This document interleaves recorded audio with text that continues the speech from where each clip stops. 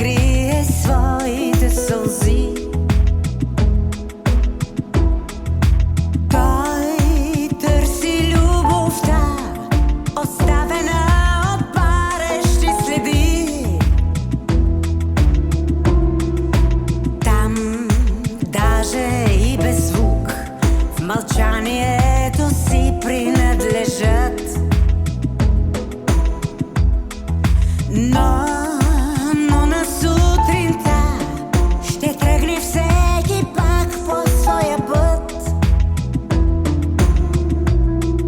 Шепне нощта и с люляко вдъх длани преплита и пареща кръв.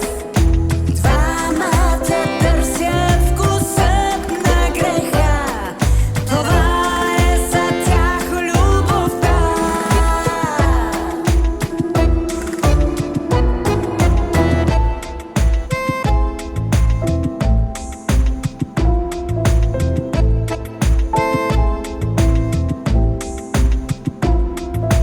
Как следващи